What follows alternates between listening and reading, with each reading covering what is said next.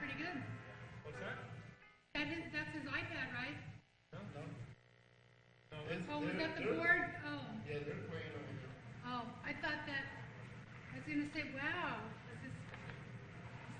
How can that be so loud?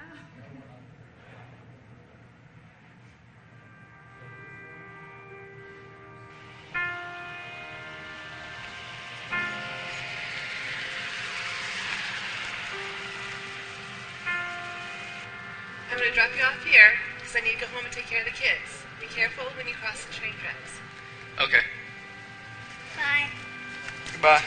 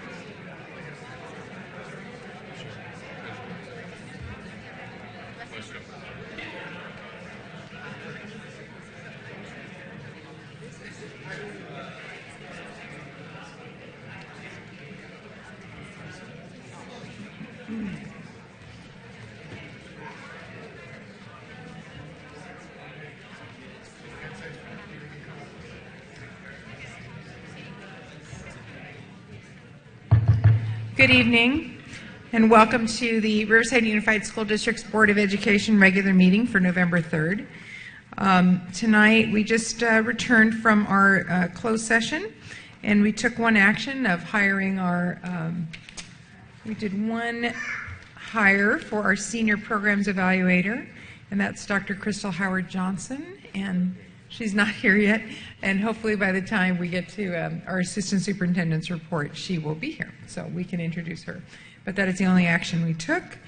So now we are going to reconvene in our open session, and I would like to ask Alyssa Campbell to come forward to the microphone and lead us in our Pledge of Allegiance. Alyssa? Can everybody stand? Put your right hands over your heart. Ready, begin. I pledge allegiance to the flag of the United States of America and to the republic for which it stands, one nation, under God, indivisible, with liberty and justice for all. Okay, thank you, Alyssa. Now, I understand you are a sixth grader at Magnolia Elementary, and your principal and your teachers say that you're an all-around terrific student. Is that true? Yeah.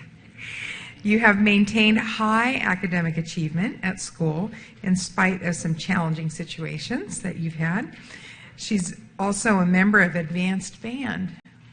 What instrument do you play? Trombone. Trombone, that's my girl, okay. And takes part in our Hearts after school program. Alyssa is always helping others. She helps to take care of 4 younger siblings at home. Other students regularly turn to Alyssa for help, both socially and academically, as she is recognized as a leader in class. Alyssa is definitely planning on attending college. I'd stick with the trombone if I were you, because there's scholarships out there for that. She attributes some of her focus to Magnolia being a no excuses university school. And Alyssa absolutely embodies Magnolia's motto of no excuses and character counts. Well, that's obvious, Alyssa. So thank you. Could we all give Alyssa a round of applause? Not just for leading us in the pledge, but just for being an all-around amazing student. Do you have some folks in the audience that you'd like to introduce to us? Yes. Who do you have here with you tonight? I have my mom. Her name's Nakisha Monroe. I have my dad, Kenneth Monroe. I have my stepdad, Gregory Chavez. And then I have my sister, Kenise, and my other sister, they're twins, Ali Ray and Kiani. And then I have my auntie, her name's Kakisha, and my cousin Marjay, and my cousin Georgia. Wow. Everybody came out. What a good-looking bunch you brought down here. Well, Alyssa, stay right there. I have a little certificate I would like to present to you and ask Mr. Marshall to come up as well, your principal, and we can get a picture.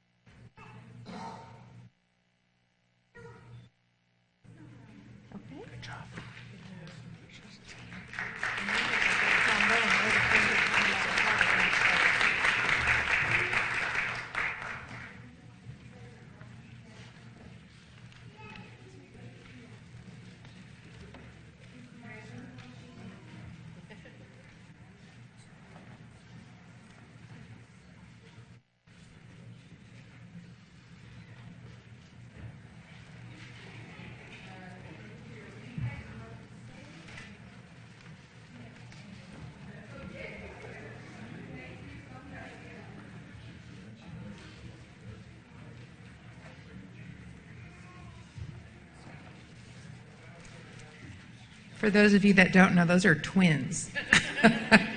So I gave them permission to leave if they'd like. Thank you for coming down and for your support. All right, next up on our agenda, we have a group performance from the Ramona Arts Magnet School, and they have a little piece of drama I think they're going to do for us tonight.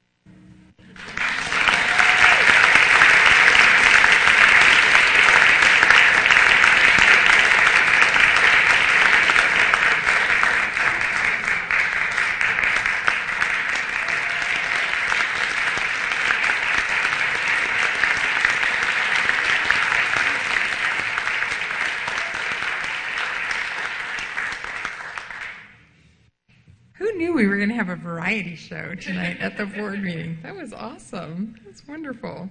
Just some of the more talented kids we have here at RUSDM. Never cease to amaze me what we have out there. Thank you, Ms. Barnes, for bringing and sharing tonight. So next up on our list, we have a number of presentations. We've got a presentation by the Burlington Northern Santa Fe Railway that we had some of our own kids win a Twitter contest. Is that how that worked? Yeah. So, and are we going to see the video? Or okay, good. All right, I'll let Ms. Carmen Day talk about it then. Thank you. Good evening, Mrs. President Locke Dawson, Dr. Hanson, and esteemed board members. Just wanted to give you a treat tonight. We have Miss Lena Kent from BNSF Railway here to highlight the recognition that our students received at the last City Council meeting. And if you recall, Dr. Hanson mentioned that last week. And we have a real treat for you. I'm going to let her communicate the rest of the information. Thank you. Thank you for having me this evening, too.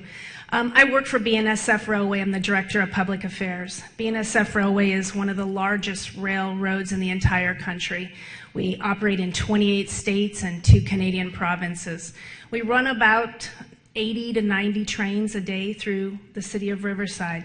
And at the top of our mind is safety. Everything we do is about safety. And so, as a mother of 2 students here at RUSD, and as a mom who's constantly seeing her kids on her phone, I thought, is there a way to try to reach out to our kids and use the devices that they're on all the time? And so the idea was born to launch a Twitter safety contest here in Riverside. It was a pilot project. And when I first proposed it to our company, I asked them what they would consider a successful program. And they said, well, if we got a couple hundred tweets, we would be happy. So the company generously offered $15,000 to the winning school and $2,000 to every school that participated. And the program started in September. It was a 30-day program. I could not have launched the program without the help of Operation Lifesaver, and Becky's here from Operation Lifesaver there in the second row, and she was great in terms of really reaching out to our schools and getting them involved as well. So when the program started, the very first day, we had over 10,000 tweets. The kids really embraced the program and did an amazing job. So over the 30 days, we had over 185,000 tweets, reaching over 43 million people. There were people in Washington, D.C., the state of Washington, Chicago, watching this program, and were absolutely amazed at what the students here in Riverside were doing. And because of the efforts here and the success we had here in Riverside, the program's going to be launched nationwide. So instead of hearing me talk about the program, I'd really like for you to see what the students did. We put together a short video of some of the tweets they did. Along with all the tweets, they also did over 1,000 Instagram posts. They did 4 incredible videos, and you will see one of the videos that was done by a student at Poly High School who is here tonight, Gavin Shaw, and some of his other students there at Poly. And some schools did raps. They put things up on their billboards. They absolutely embraced the program, and I believed they saved lives right here in the city of Riverside.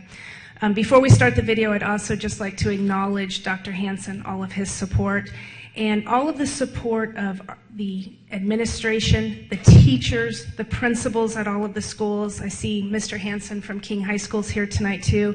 His students did an incredible job. The winning school actually was Arlington High School. They tweeted over 90,000 tweets. And so they were the winning school of $15,000. And the second place school was King High School. They tweeted over 73,000 tweets. And the third place school was Ramona High School, and they tweeted around 19,000 tweets. And because they did such an incredible job, and our company was so amazed at what the kids did here and the creativity that they put into it, we decided to not only give the first place prize of $15,000, but we increased the second place winner to $7,500, the third place school to $3,500, and the other two schools each received $2,000. So, yeah, thank you. So now I'd like to show you all of their hard work and their creativity. I'm sure you'll be just as amazed as we are. And then, of course, the video will follow from the students at Poly High School. Thank you.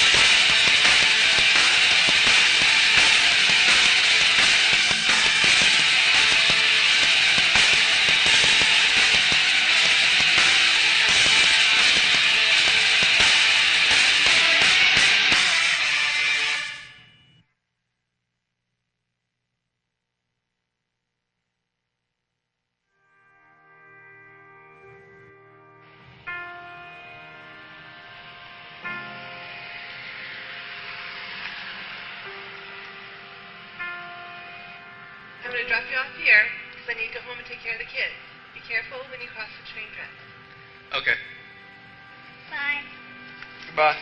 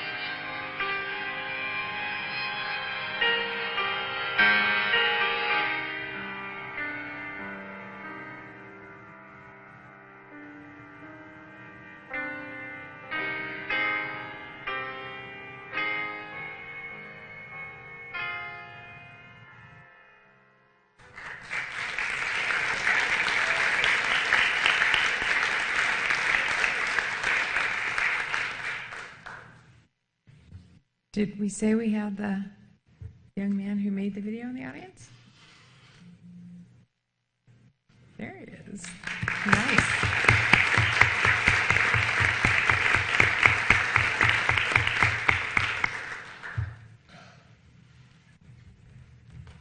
So just in closing, I hope you can agree that the work that the students did is nothing short of amazing. It truly was. And it was really all about peer-to-peer, peers talking to their peers about safety and showing that it's not cool to trespass on railroad right-of-ways to try to beat a train.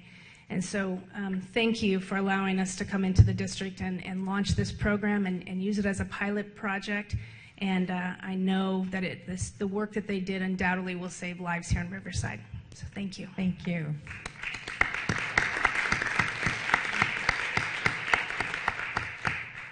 And the name is Gavin? Is that your name? Gavin Shaw. Do you have family here, Gavin? Mark? Is that your name? Mr. Shaw. Oh, Mark. Okay. Well, thanks for coming, and thanks for doing such a great job on the video. It's really interesting. I like that. I like the idea and the concept. So good. Thanks. All right. Moving along, we've got another presentation coming up. It's all good news tonight. We have a public utilities rebate check from Riverside Public Utilities. Who's here for that? Okay, Mr. Warren. Good evening, President Locke Dawson and Superintendent Hanson, esteemed members of the board. We're very excited this evening. The item before you tonight is a great example of the good work done by our RUSD energy managers in conjunction with our good relationship with the City of Riverside Public Utilities Department. Mike and MJ, if you could make your way forward as well. But also, not only the work of their efforts on the part of the district in filing rebate checks, but also Mr. Kevin Palmer, who is our customer relations representative, as well as Mr. Mark Cloud, our account manager, are present here, and they're going to be presenting to us a significant rebate check. So with that, Mr. Palmer. Good evening, Kevin Palmer, members of the board and staff. Pleasure to be here this evening. Just want to say that we have an absolutely fantastic working relationship with Mike and Mary Jane, Orrin, and the rest of the team. I wish we had this good a relationship with all of our customers because we could do a lot more in terms of energy and water efficiency. But we continue to do things that really kind of push the envelope in a lot of areas. We're hoping to continue to help them and help you spend your Prop 39 dollars, and we want to help leverage those. As a matter of fact, we actually introduced a program, and I think, Tom, you're familiar with the program that we launched that actually increased the rebate amount for Prop 39 dollars to try to leverage your dollars to go further. So we're really proud about that, and the utility really wants to try to do as much as we can to see those things happen. So this is for a rebated check for a little over $10,000, and this is all for a number of variable speed drive motors for your pool pumps, as well as some irrigation pumps. And with that, we got our check here. Nice. Okay. Yeah. So why don't you guys wait right down there, and Dr. Hanson and I will come down and we'll get a photo with you then. Thank you.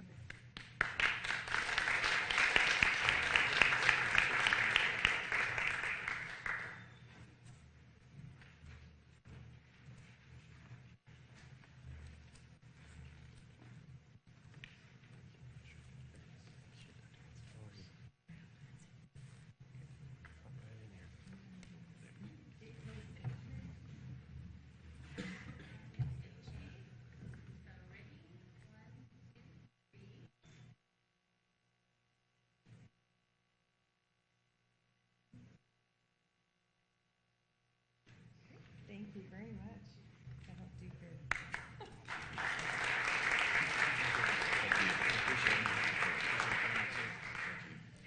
Keep up the good work, and we'll continue to help you with more money like that.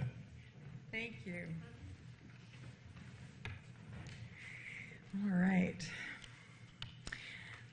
Next, we have our superintendent's report. Dr. Hanson, would you like to take over for a bit? Yes, thank you, Madam President Lockdawson, members of the board, and we're very grateful to our partnership with Public Utilities and for the incredible talented students that we have in this district. It was great to see the student from Ramona High School, and of course to see Gavin Shaw, and to hear all the other many wonderful things that the high schools did as they promoted rail safety. Very grateful for them. I believe that we do have a few people here to be introduced. I'd like to introduce them to the board. I don't know if Dr. Crystal Howard Johnson, you'd like to stand up? Welcome. Dr. Howard Johnson comes to us from Long Beach, and she's going to be the new senior program evaluator. You'll recall that Mark Jensen recently retired from that division, and we're so grateful to have you come and join us in the same work that you did in Long Beach. Grateful to welcome to Riverside Unified. In addition, I'd like to introduce a couple of our own, Michael Gull. If you'd stand, Michael. Michael has been hired as Instructional Service Specialist, 7-12, History, Social Science, and then K-12 Interventions. Mr. Gull was an RUSD teacher at Poly High School this year, and prior to that, he was the coordinator of the district's American History Grant. And so congratulations and welcome to your new position. And last but certainly not least is Matt Cash. Matt, thank you for standing. Matt is the new Instructional Service Specialist, Mathematics TK, 6th grade. And Mr. Cash has been teaching for RUSD for the past 10 years.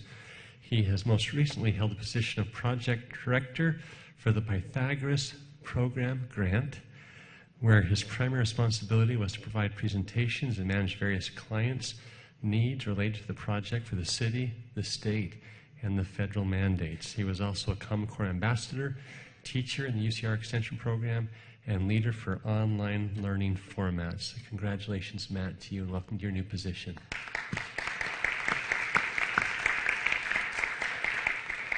I'd also like to report to the board that the new elementary report card system has been completed, rewritten to accommodate the new Common Core standards, and it was released to teachers today. And then on last Wednesday, Mr. Tim Walker and I had a neat opportunity. We had a chance to go to California Baptist University here in the city, and they hosted dignitaries from Lebanon, and the purpose of their visit was to meet with people familiar with the implementation of the federal and state special education laws and policies. And they are on a fact-finding tour as they are in the process of drafting inaugural speech education for legislation for Lebanon, and we learned that in that country they do not have anything currently in place for kids with special needs. You have to take a test to go to school. If you don't pass the test, you don't get to school. And so it just reminded me again about this wonderful country that we have and the system that we're part of, and we say come one, come all, you know, tall, short, skinny, not so skinny, gait, or special need. And we're going to educate you, and we take that for granted. And to sit across the table from their Arnie Duncan, if you will, who's in charge of education for our country, he was here from their country, and the team that they brought with them, it just made me proud to be part of that. And Mr. Walker represented us well, as he is an expert in policies at the state level pertaining to special education. And then last Thursday and Friday, I had a neat opportunity to attend the Urban Education Dialogue. This is the top, the largest 20 school districts in the state of California. So I sat in this room with 20 other superintendents, from the superintendent in LA Unified, San Diego, Long Beach, Fresno, and Riverside, I believe, is number 13 in the state. And wonderful, wonderful, rich dialogue, and also leaders of universities throughout the state. And some of the things we talked about was the implementation of LCAP Year 1. It's nice to hear what they're doing and see the work that we're doing. And again, as you've heard from Mr. Fine and Mrs. Cloud, who recently were at Sacramento, Riverside clearly is being held as a model in the state for our LCAP program, and our LCAP plan was no different in the urban dialogue. Other things on the agenda, we discussed the California or the state standards that we have, Common Core state standards, and the rollout and how we're doing with PD and what we are doing with professional development, and then also college and career readiness. So it was a rich, rewarding a couple days for me to sit in the room with some wonderful women and men throughout the state discussing education for over the 6 million students that we have here in our state. And then since our last board meeting, I continue to walk classrooms, but as I mentioned to the board last week, I provided for you last Friday the rest of the schedule for me for the rest of the year of the schools that I'll be visiting. And you're welcome to come and join with me as I and Miss Lynn Carmody, our Chief Academic Officer, make those visits. And if you will look at your mail from last Friday and then contact Cheryl directly, and you can sign up for any of the times that fit you best. I'd like to turn the time over right now to Ms. Carmody to give a brief update on our Chief Academic Officer on the work that she is doing, and as well as the other schools. I just had 2 brief highlights I wanted to add to what Dr. Hansen had previously mentioned. Every October, there is a Lights on After School celebration at the state capitol. So the California Department of Ed, particularly at that time, highlights an after-school visionary leadership award. And this year, one of our Riverside Unified School District employees received that award, so it's pretty exciting. She's in the audience tonight, Janet Downey.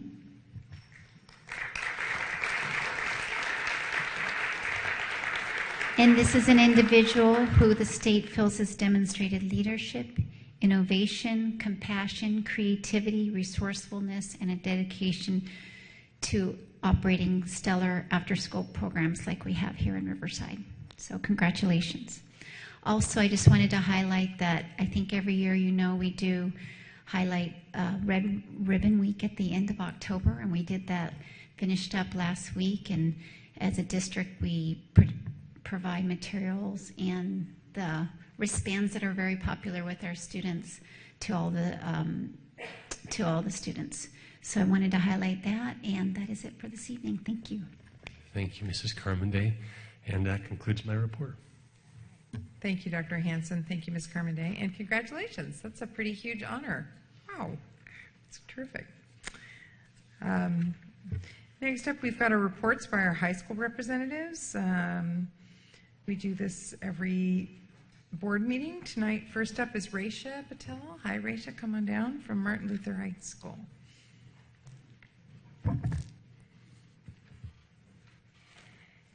Good evening, Mrs. Locke-Dawson, Dr. Hansen, and honorable members of the board.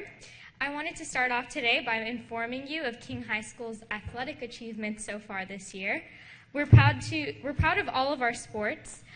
Girls tennis, girls volleyball, cross country, and girls golf are having the opportunity to compete for a CIF title this year, and we are rooting for our boys water polo team and football team as they enter their league final games. Next, I'd like to share several community events King High has held this past month. These events have allowed us to reach out to all students and bring a sense of unity on campus. First, we held a week for breast cancer awareness, and during this week alone, we were able to raise over $2,000 for the Susan G. Komen Breast Cancer Foundation, and we did this by holding fundraising events every day of the week at lunchtime. This event allowed our whole school to come together again for a common cause, and we ended the week with our breast cancer awareness football game. More recently, on Halloween, King High held its second annual Trunk or Treat event. Students signed up to decorate their cars and provide candy for children to have a fun and safe place to go on that night. The event was a huge success with a great turnout from the community this year and was fun for all the kids who came. This past week was also Red Ribbon Week for drug and alcohol awareness. We passed out wristbands to all the students on campus to advocate against drug and alcohol, and we covered the school with flyers that contained information about the adverse effects of abusing drugs and alcohol. This weekend, our counseling department sponsored an ACT/SAT test, and this was a great opportunity for students to discover which test fits them best, especially with college application due dates coming up. Finally, last Thursday was our freshman and sophomore parent night, which was very well attended. At this meeting, administration discussed A through G requirements and eligibility, graduation requirements, and NCAA requirements to ensure that all King High students are on track to graduate.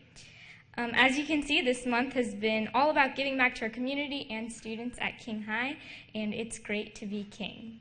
Are there any questions for me? Thank you, Rachel. We appreciate it. Thank you. Soraya Ruiz from Lincoln, come on down. Good evening, Soraya. Hello. Good evening, Mrs. Lock-Dawson, Dr. Hanson, and members of the board. My name is Soraya Ruiz. I will be sharing the responsibilities of the Student Board Representative for Abraham Lincoln High School with Cesar Velasquez, and I am looking forward to serving this semester. I am a senior and I will graduate with the class of 2015. I plan to pursue a career in the medical field with the United States Navy. Now I will share with you some important and exciting things that are happening here at Lincoln. On October 17th, 20 female Lincoln students attended the Women's New Event Conference at RCC. We learned that women can achieve any career equal to men if they set their mind to it and work hard. On October 23, 2014, several Lincoln students attended the UCR Literacy Conference at the University of California, Riverside.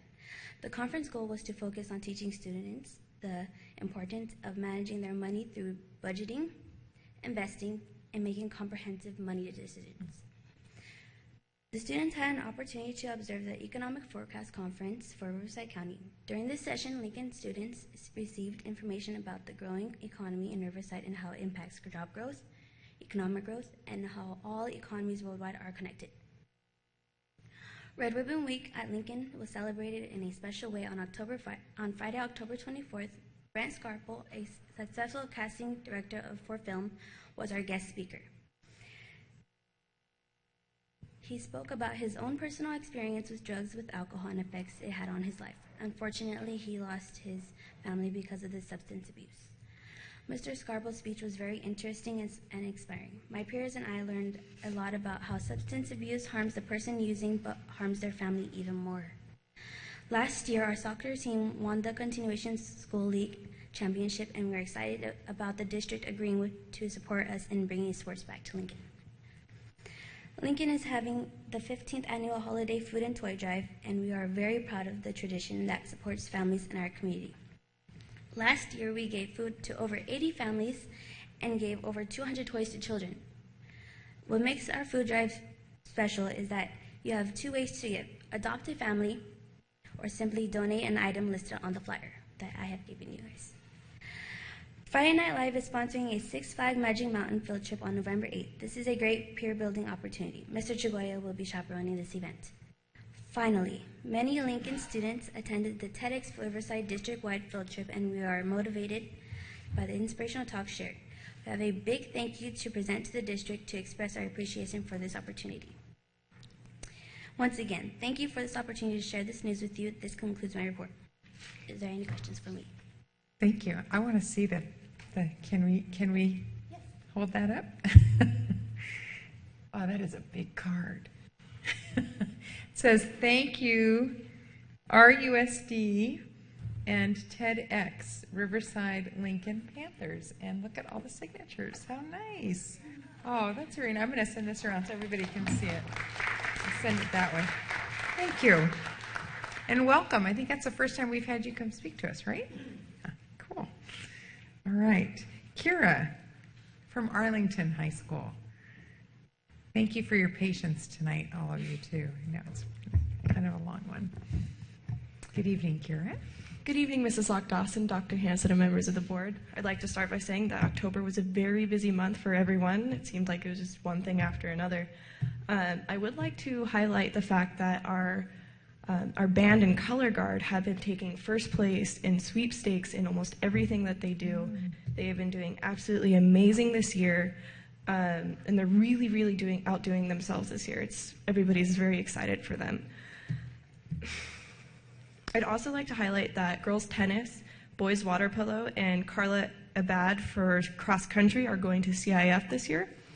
And our football team won. We won on Friday. It was really exciting. It was a really good win for us. We're 35-14 against Valley View. And as all of our sports start to come to a close in our fall session, we'd like to thank all of the coaches and all the students for putting in their hard work. Throughout October, with Breast Cancer Awareness Month, we also raised $275 to donate to the Susan G. Komen for the Cure. That was done by just selling little knickknacks and bracelets and stickers and stuff like that, and just like 50-cent dollar stuff. So it was really amazing to see what could come just from what change you had in your pocket. Excuse me. Arlington's choir also has been invited to sing at SeaWorld this year for their holiday Christmas show, along with Candlelight. And Red Ribbon Week last week was also a very it's a long week, a lot of things. We handed out pledges to all of the students, and they could sign it and return it into their teacher or to the student store. And we had all of the pledges outside the student store, and it was really, really cool to see how everybody had brought all of their pledges to be drug-free. And I think the week before, it was anti-bullying week, and we had a poster outside of the store where people would come in and sign to pledge that they would never intentionally hurt anyone.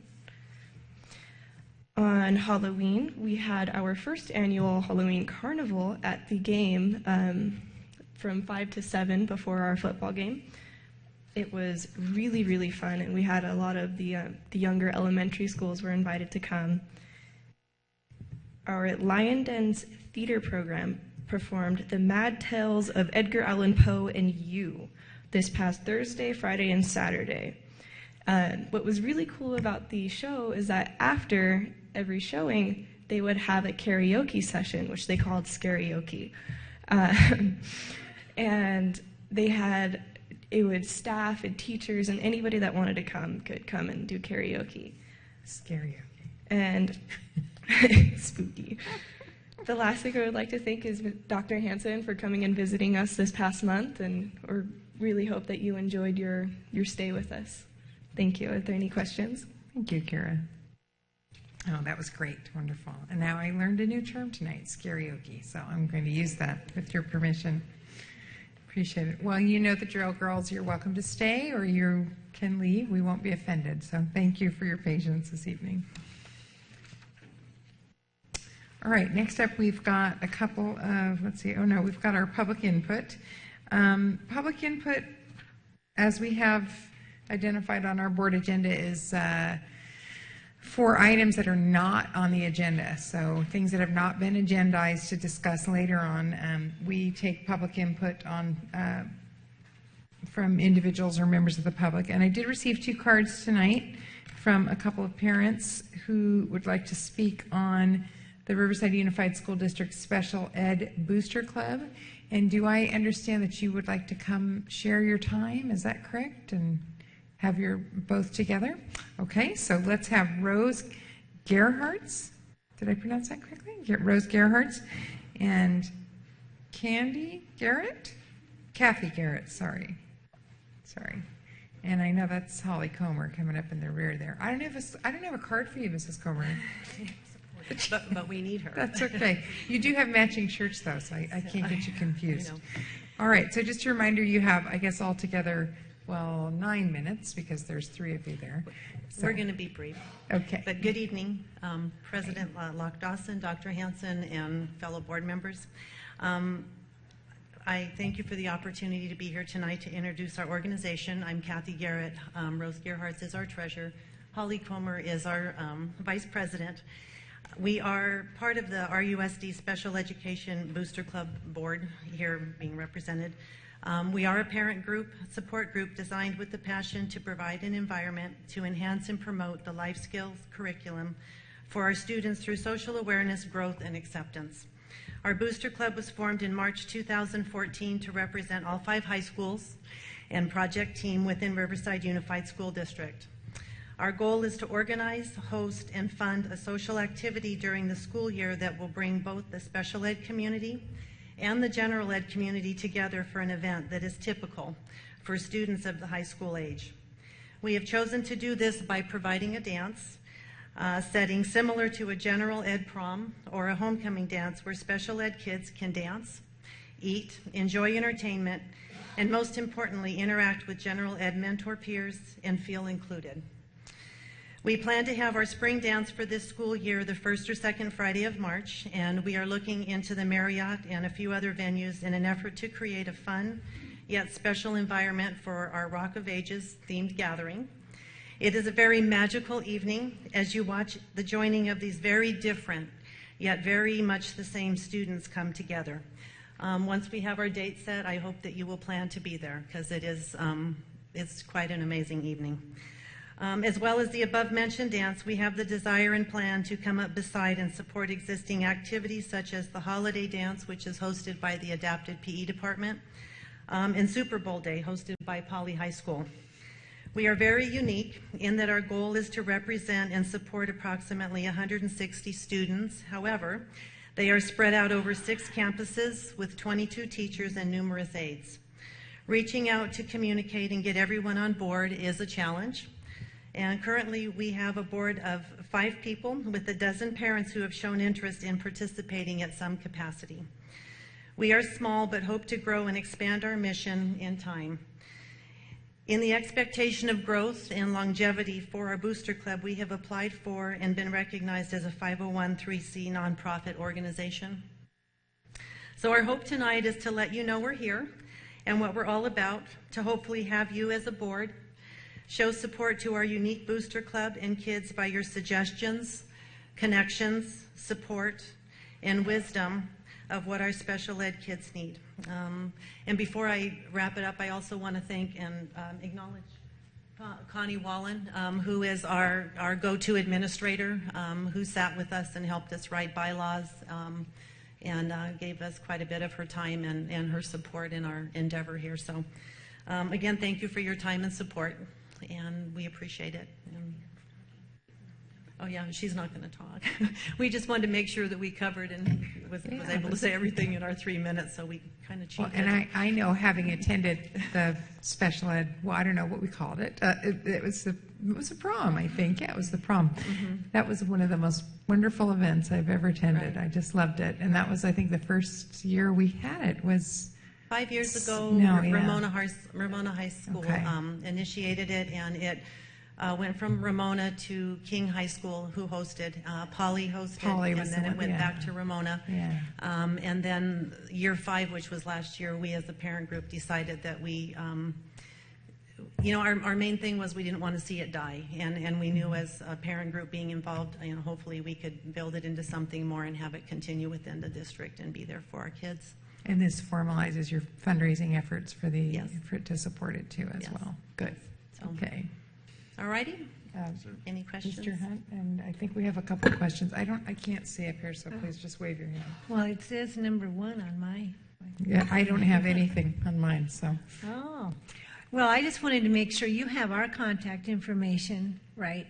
Mm-hmm. And do you have a card or do you have contact information where you can apprise us of what's going on and where the events are and all?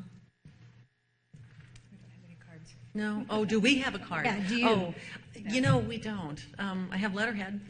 Well, if you can email us, okay. We're easy to find, and Connie, I'm sure, can help you. Yes. So we know when the events are and all the. Absolutely. Okay. We would love to have you there. Thank you. Mr. Hunt. Thank you. Thank you for what you do, all of you, and I'm looking forward to going to this event. This is really Mrs. Locke Dawson's idea. She just doesn't remember to bring it up. But when she was up north in San Francisco, was it? And there was a special ed art show. Mm-hmm. And I would encourage you that, Cal Baptist has a gallery on the main mall next to Mezcal there, mm-hmm. around that area. Okay. And they let it out for nice causes. You might consider that. Okay. And we'd be glad to help you if we can. Okay. Would that be as a fundraiser? Sure. I raised a lot of funds for those people in San Francisco when I bought all that art. So I think that's what Mr. Hunt is getting at. Well, we'll chat with you about it. Yeah. Right, but we're very open for ideas, resources, and things. I wanted to add to Dr. Hansen talking a little bit earlier about the special ed and what districts offer, and I would like to say that I attended like a caregivers conference that was organized through Inland Regional Center. And so it was there for like a respite for caregivers. And so there were people from all over. And in sharing with other parents who come from other districts, and I'm not like Victorville and, you know, just outskirting areas, it made me very grateful to be part of RUSD. It really did show our district as quite a support for our special ed, and things that these parents talked about that they had to, you know, literally fight for their students. We just have it here at our USD, so I am grateful for that. My son's 20, so we've been involved here for a long time, and I've appreciated the district Thank you. for that. So. Thanks for saying that. Alrighty. Thank you for your time. Thank you. Alrighty. We hope to see more Yeah, of you. keep in touch. Let us know how it's Very going. good. Thank you. All right. Next up is our CSEA presentation, and I understand Mr. Rudd is not here today. Who's coming forward? And Mr. David Tovar, going to speak for Mr. Rudd tonight for our CSEA chapter. Good evening. Good evening. That thing's ticking.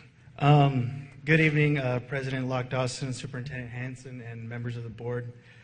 Chapter 506 has been really busy the last few months, and you know, November's here, so we know that tomorrow is the election.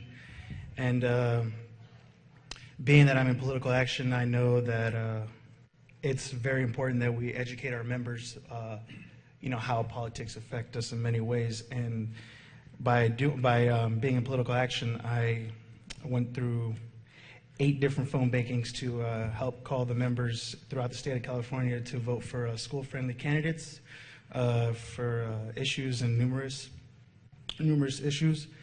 And it was great because I got a lot of people from Riverside to go with me by setting up a carpool thing, and I bought them Starbucks. But it was pretty good because I had a better turnout than the previous one. Next month, we'll be having a training for Know Your Rights and site representatives.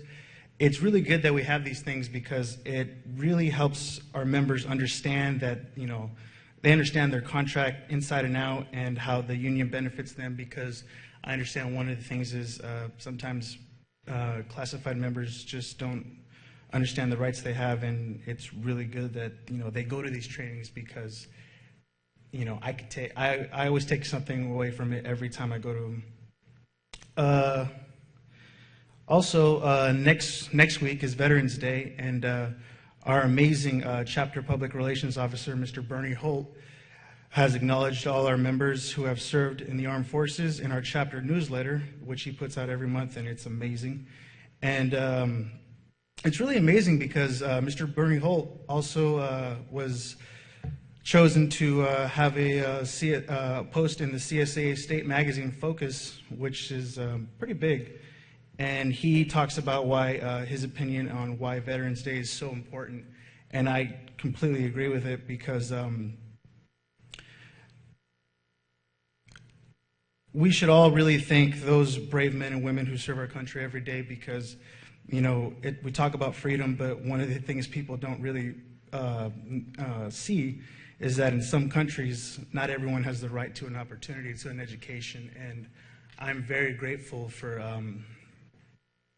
growing up in this great country because, you know, you see where it goes. I have a 14-year-old sister in high school, and she pushes herself, and she's an avid, and she applies herself in her studies. And, you know, I see that because, you know, we have such a great district here, and the reason why it's a great district is because we have an amazing classified staff, teachers. You know, what I really take from this district is that we're all a part of something bigger. And, you know, I'm a ground maintenance worker, so I know that, you know, my job is lawn maintenance, but I take pride in that. And but I also have a tremendous amount of respect for all the other classified, you know, instructional aides for the special needs kids. I have a lot of respect for them. Plumbing, AC department, carpenters, we're all part of something just to make this school function every day.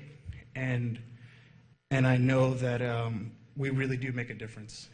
But to be fair, I feel like our classified, we overwork and we strive to make the best, but we do what we have with what we have, and we owe a lot to this great district. And also one more thing.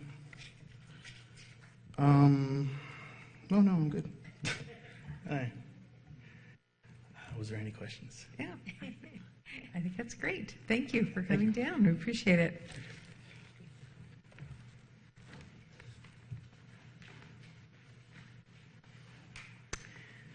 Next up is our Riverside Council PTA presentation. Ms. Sandy Page. Welcome, Ms. Page. Good evening. Thank you for having me. This year is going strong. We now have 7 schools with 100% teacher membership. Beatty, Miller, Lake Matthews, STEM, Twain, Jefferson, and Alcott this week. And we're really excited about that. We also have 17 schools that have surpassed their membership goals and their membership from last year. Jefferson, Twain, Lake Matthews, Alcott, Jackson, Emerson, Miller, Washington, Highgrove, Highland, Liberty, Pachapa, Sierra, Springs Charter, Rivera, and Taft. So we're really excited here. That's great. We've also been working with Gloria Cowder with a school family partnership plan, and we had Gabriella Afonso, I hope I said her name right, speak at our last association meeting last week, and she talked about her new position and the parent center, so getting our units excited and familiar with the new things that are happening.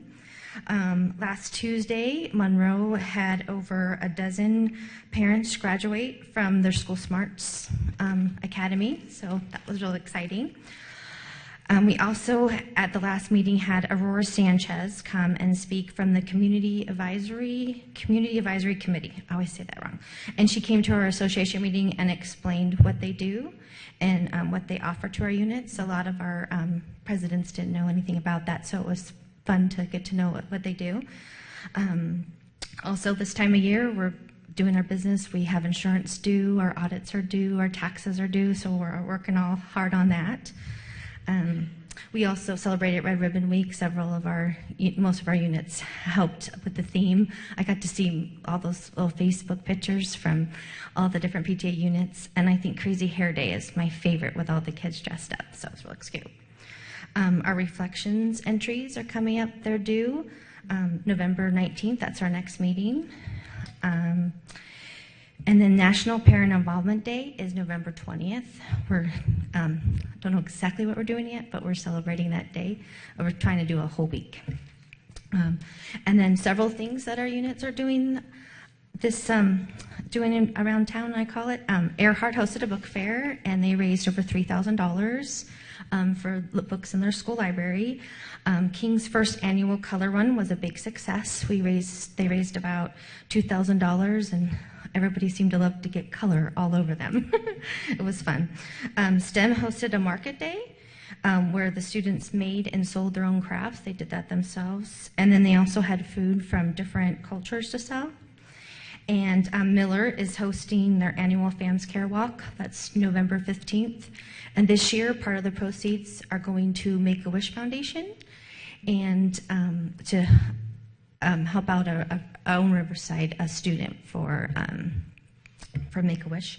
And then Rivera sponsored a reading room, and they donated bean bags, a rocking chair, fun rugs, and stuff to encourage kids to read. And that's it. Thank you. Great. Thank you, Ms. Page. And thank you for all your good work. We're at the portion of our agenda for our consent calendar, and it looks like we have an item that we wanted to pull. Is that true? On my notes here. Consent item F3. Mr. Garcia, did you want to talk about that? Yes, hello. I'm Ms. Okay. Locke Dawson, Dr. Hansen, members of the board. I'd like to call up Carolina Michel. She's our instructional services specialist, who will introduce a couple of folks from the Riverside Museum Associates, who are providing a donation to the school district, a very thoughtful donation. So I'll have her speak to that. Okay, so board, please just hold off on voting on our consent for just a moment as we discuss this item, consent F3. Mr. Hunt? Move to approve the consent item minus F3. Okay, do we have, okay, second. So motion is second to approve consent. Please vote. All right, consent passes, and now we can go to. Good evening, Thank Ms. you. Locke Dawson, Dr. David Hanson, and members of the board. I'd like to invite Ms. Peggy Bernhardt from the Riverside Museum Associates. And Ms. Laura McMorris, is she available? I think Laura wasn't able to be here. I don't see her. Well, we want to personally thank the Riverside Museum Associates for giving us a wonderful donation that will provide 16 field trips to our 3rd and 4th grade students who will be able to visit the Heritage House and the Riverside Museum. And of course, this will enhance their social studies curriculum. And we appreciate this. Thank you very much. Thank you. Wow. Thank you. Thank you.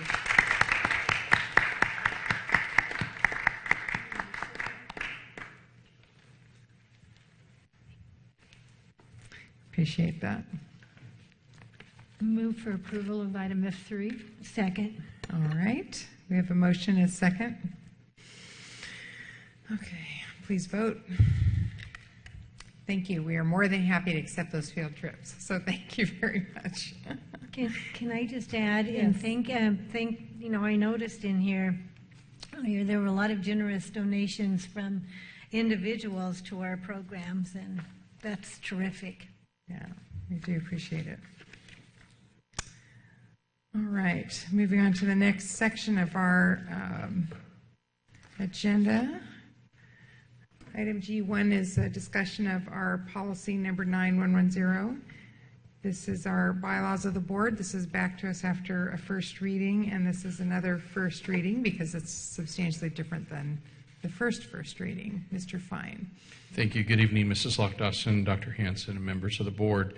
The item that's before you is, as Mrs. Locke Dawson has introduced, it's back before you again as a first reading of two options. Option number one is exactly what you saw last time with no revisions to it. Option number two has substantial changes to option one, but has minor changes to your existing policy. And I'm certainly happy to go back and revisit option one with you, but basically it incorporated what was the original conversation, which included the ideas about having a prohibition, if you will, of a member of the board serving as president in the same year that they would stand for re-election, providing a sequential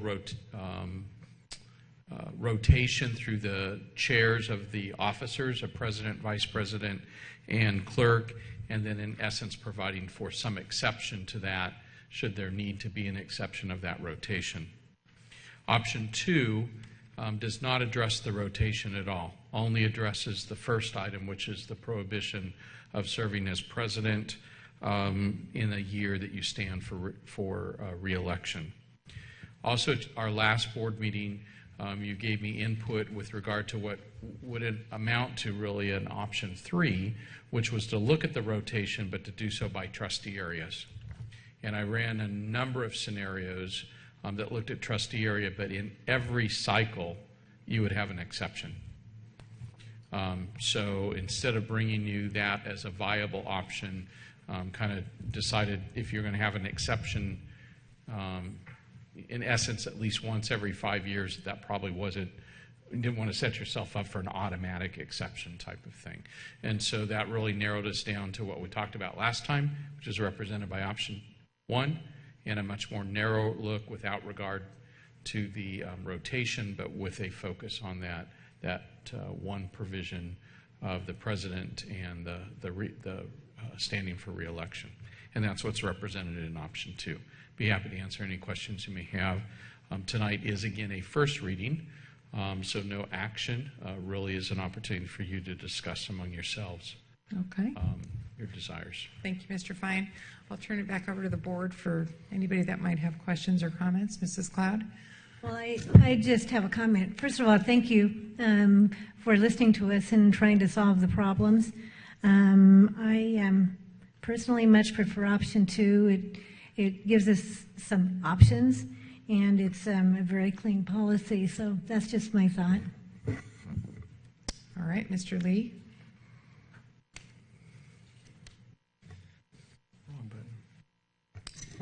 Yeah, thank you also for putting this together. It seems to me that not allowing the president to be president when he or she's up for election really complicates everything. And I still don't see how it gives much of a leg up or advantage to that person. If anything, it seems like it causes more problems. And I unfortunately didn't get to share this with the board yet. I just asked for it when I was driving back from up north this morning. Dr. Hansen and staff gave me some history of past presidents who have been also up for election the same year. And so we do have a precedent. Mr. Vandersil in 99, Mrs. Cloud in 2007, and of course Mr. Hunt in 2011. And I think it can go, my comments will be similar to last time, it can go either way. I mean, the whole book banning thing could have been the week of the election, and it could have caused just as much negative as positive. In 2007, that was just at the start of things being cut. Mrs. Cloud still got reelected. So I just don't see how that gives much of an advantage. If anything, it just complicates the policy. And I don't want to have a matrix every time someone comes on board to find out who's up, who can't, who has to get down, who doesn't. So I like the idea of rotation. I like the idea that Mrs. Luck-Dawson brought up last time about kind of planning your leadership for the future and succession and allowing just kind of a general rotation from clerk to vice president to president. I know there was a concern that if you have somebody on the board, maybe somebody flying solo, you don't elect that person to clerk if you're concerned about that person's leadership, and then you don't run into that problem. Thank you, Mr. Lee. Mr. Hunt? Thank you, Ms. Luck-Dawson. Thank you, Deputy Superintendent Fine, for putting all this together. And I know you put a lot of work into it. I know I started this, and I also want to say thank you to the board. I think the debate is good. It also is good that we expose to the public that what our thoughts are on our internal election process. I don't know if there's other public bodies I've seen around this area that have done that as well. So, but I'm now, as Mr. Lee well said, I have a concern this cuts both ways, and I think secondly, and I didn't realize this until after our debate last week, but it requires the individual that the vice president, to announce his or her intention to run for re-election or not well before the legal deadline. I think this could run afoul even of the election laws, and I just think after the debate, and I do give a lot of credit to Dr. Hansen's our retreat we just had and board workshop. We're adults. We keep things out in the open. I think whoever follows us will do the same. I'm not going to be supporting this when it does come forward. So, thank you. All right, Mr. Lee, I have you up again. Was that a mistake? Okay, Mrs. Alvey. Oh, I just wanted to clarify. I didn't see being president as either pro or con. What I was saying is that as the spokesperson for the board, that the president would be in a position to possibly be misconstrued, and I thought it would be oftentimes there might be a question in the public's mind. Are you speaking on behalf of the board? Are you speaking on behalf of the election? I thought there would be a confusion that we could avoid if we didn't have the president running for office. But I understand your point of view. That makes perfect sense.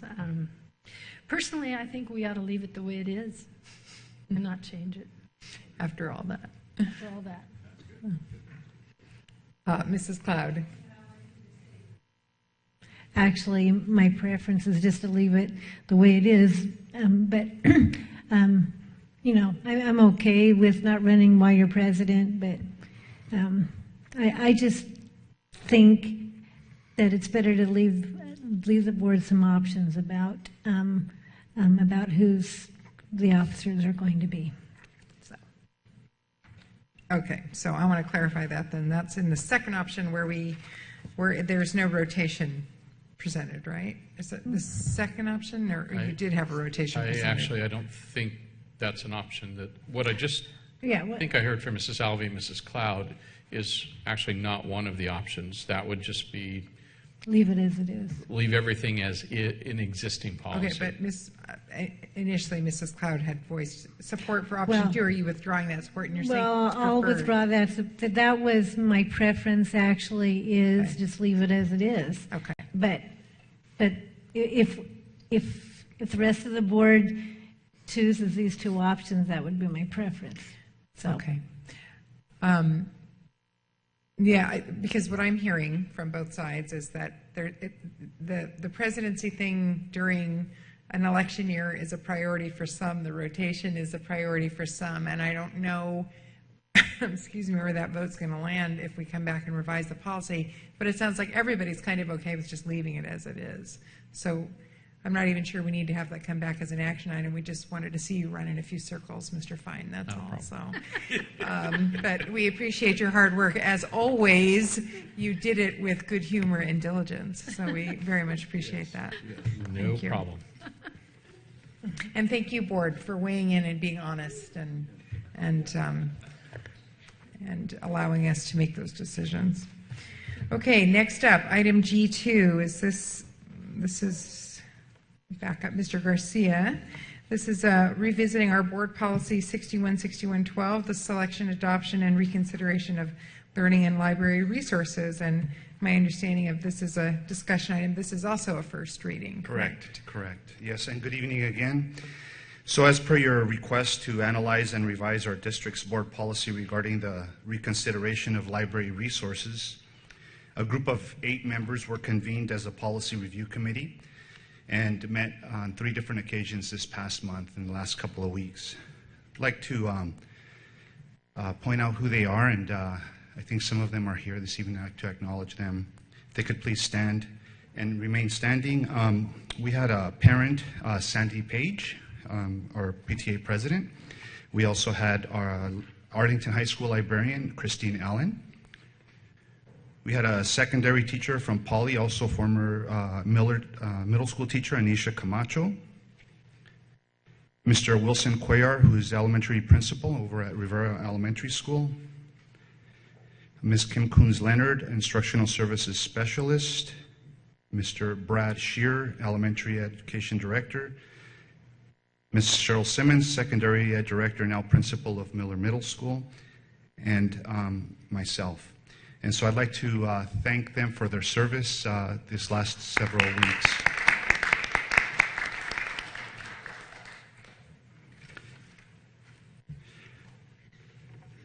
So as I mentioned, we met on 3 different occasions in the late afternoon, and we went through a process of reviewing some current RUSD documents, particularly our current policy 6161.12 that specifically speaks to the selection and adoption of instructional materials. We also took advantage of the opportunity to look at our current rules and regulations that pertain to that same policy number that is aligned to that, the selection and reconsideration of learning resources, including 3 appendices that are referenced with that or aligned with those rules and regs. We looked at some resources to help us in our considerations. We looked at the California School Boards Association's board policy that pertains to complaints concerning instructional materials. We also took a look at several California district policies, including their regulations as well. We looked at some larger California districts as well as some local districts, try to get a diverse perspective on different languages and So after much analysis and discussion, we have brought forth to you some proposed changes to the policy in question. First of all, we thought it would be appropriate to change the title and be specific to reconsideration of learning and library resources. Excuse me.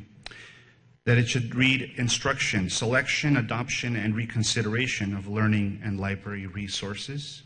There's an error on the actual slide, but you can reference the policy that's in your materials.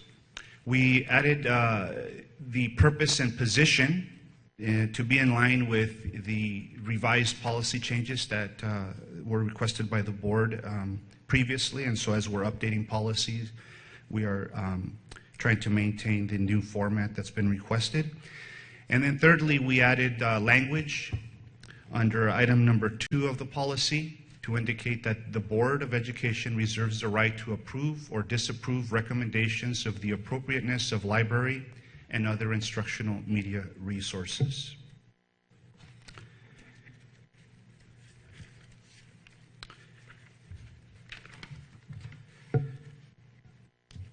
So as I mentioned, the committee also made some revision proposals to the pertaining rules and regulations of 6161.12.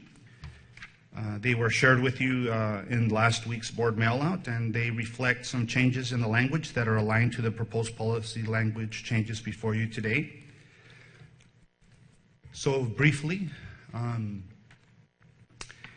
the document was the proposed reformatting so that, again, it conforms to the new format used for the rules and regulations.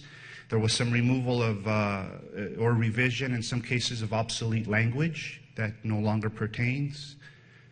And then we added language to the section that speaks to the selection of learning resources. We noticed that missing from that was language that reserved the board's right to approve or disapprove final recommendations, including textbooks and such. And so that is our current practice, and that is appropriate. However, it was actually missing from the rules and regs for that particular section, so we thought we would amend that. We added a definition for library resources, which we thought was appropriate in terms of the language that we were proposing in that change. And we added the language to align with the proposed language change to the respective policy as it pertains to the board's right to be able to approve or disapprove final recommendations of the reconsideration committee. Along with that, there were some appendices, 3 different appendices that were also updated.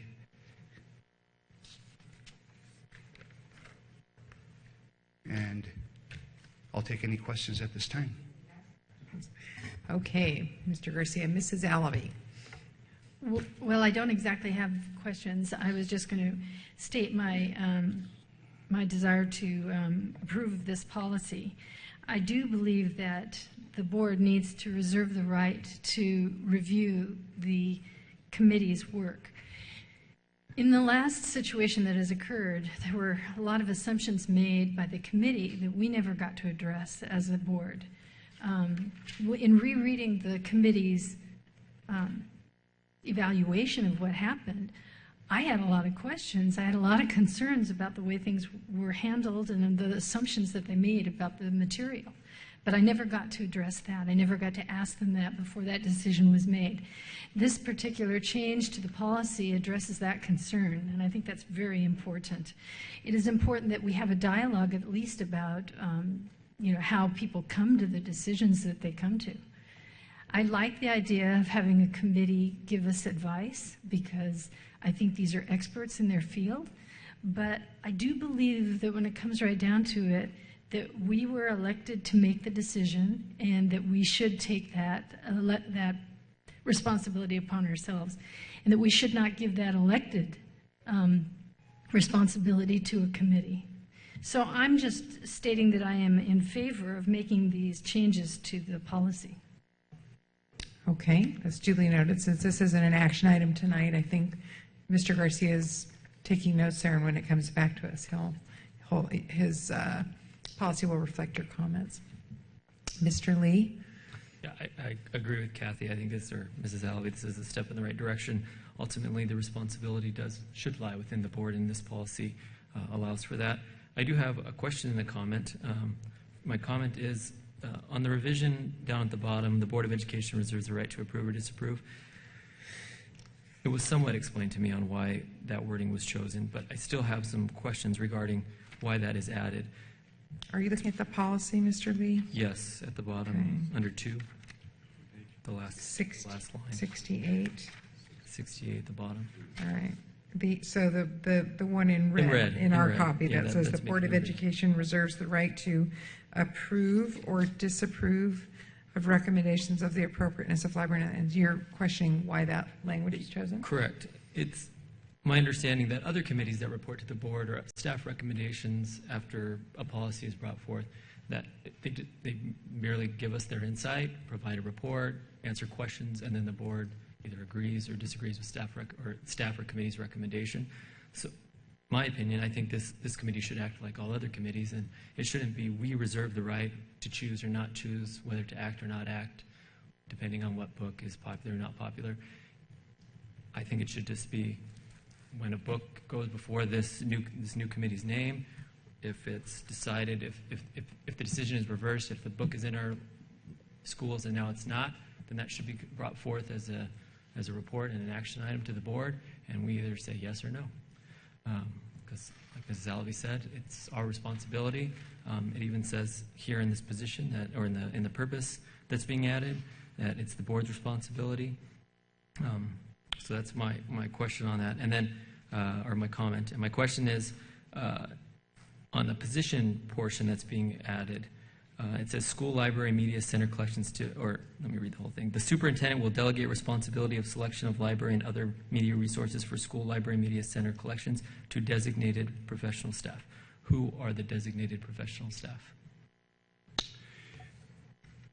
Typically, it's the librarian, the teacher librarian at the different school sites, and it's under also the direction of the principal. So it's a process that is outlined in your Appendix A, but it's typically the teacher librarian. Okay. I just feel that that should probably be spelled out so then the librarian knows that they have control over the resources in their collection. Okay. Thank you, Mr. Lee. Mrs. Cloud? Thank you. I have a little bit different view. I think I have been on this board for quite a number of years, and this subject about reviewing the books has really not come up very often. And our policy has actually been fairly effective about the committee. I like the fact that the committee, we have input from staff. They have the resources to review what, for instance, the ALA recommends, what the CDE recommends. That's not something we usually do. Some of our committees, as we review their findings, and some committees we don't. So I like having in here that the board reserves the right to approve or disapprove, because I think there are sometimes it's just a tacit, okay, thank you very much. Thank you for doing that job. You know, if we're going to review it, then we need to read them and see what's going on. And I just think we're getting a little deep into the weeds if we do that. So I'm okay with the policy, with the Board of Education reserving the right, because we can go through the superintendent and really let him know what our feelings are and what our thoughts are. And I want to thank the committee that reviewed the latest book, and thank you for your efforts. And thank you for the committees in the past that have really done yeoman's work in reviewing and taking time to see what the different groups recommend. And I just think we're getting a little bit deep into the weeds if the board takes it upon ourselves to review the reviewers. All right. Thank you, Mrs. Cloud. Mr. Hunt. Thank you, Ms. Lock-Dawson. And thank you, Mr. Garcia. I think you're on the right track. And I do appreciate the committee. I'm sorry, I forgot your name, but the Arlington librarian, she spent time with me on the phone and educated me. Ms. Christine Allen. Thank you, Ms. Allen, and for educating this board member on some of that.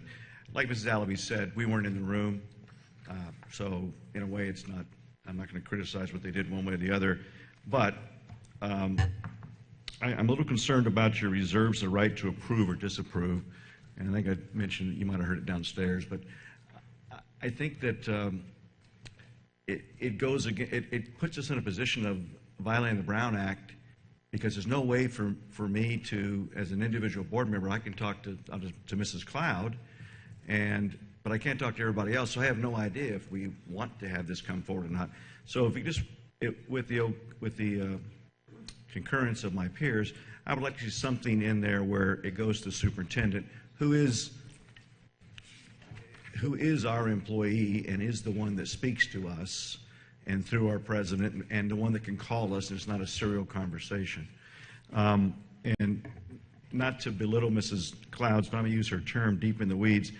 I think it's our job to be deep in the weeds as the board member. If we're going to be deep in the weeds to tell a land use committee whether we're going to sell million-dollar properties or we're going to keep million-dollar properties, and if we're going to be deep in the weeds to lay off teachers during hard times, then we should be deep in the weeds on this issue as well. We are the ones that are responsible to the community, and through us, the superintendent and his staff are then responsible. So it needs to stop with us at the end, and the book needs to stop with us, I guess, is to say. So thank you for your work. I look forward to, with perhaps that amendment, and if not made, I'll insert it, but looking forward to voting on this at a future time. Okay, thank you. We have, hang on, Mrs. Cloud, we have a question from Dr. Hanson. I just am seeking some clarification. I hear the reserve the right of the board to review or not review, but then I hear the comments about change that wording to let's give it to the superintendent. I need some clarification on, because this is a first reading, and so if we're going to go back and make some changes, just like we did earlier on that other policy, what is it that the changes we're making? Are we deleting the reserves right of the board? Is it going to go to the superintendent? He'll give it to the board. I just need some clarification with that. All right, let's go to Mr. Hunt and Mrs. Cloud, and then. Well, since I brought that up, I know what I was, and maybe I'm just missing something, Dr. Hanson and Assistant Superintendent Garcia, but I don't understand how the board, if we reserve the right to approve or not approve, I can't talk to more than one fellow board member. Let's say that Mrs. Cloud and I wanted to, yes, we really want to do this. I don't know how do you bring it up? I can't go to the president now and talk to her if it came up today, because that's a serial conversation.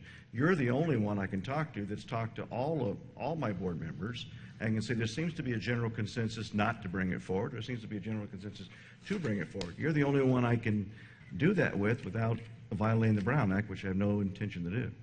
So something to the fact that the committee would provide a recommendation to the superintendent, and his or her designee would then agendaize it as a board Ask us if we want the right or not, I guess.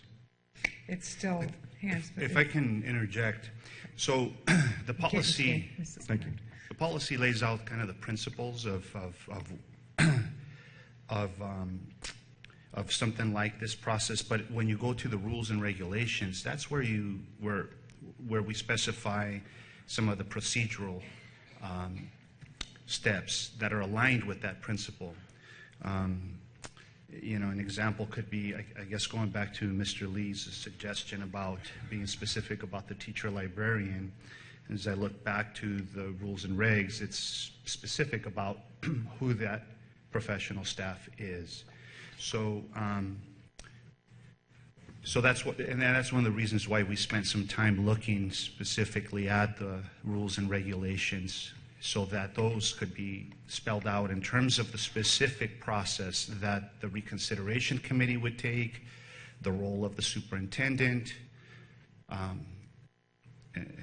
or his or her designee, the role of the board in terms of in what order that takes place. So, and I know here we're talking about the policy, and that's the first reading we're doing on the policy. But I would recommend that you look at the rules and regs, and I think that you will find an answer to your question about the specific role and in what order that takes place. If I may then, so on page 68, that last red sentence, because it's spelled out in the rules and regs, that last red sentence, the board reserves the right, as Mr. Lee said, could be deleted. And then the rules and regs spells out the process to where how the board would have a final decision. Is that what I'm, do you want me to repeat that one? Well,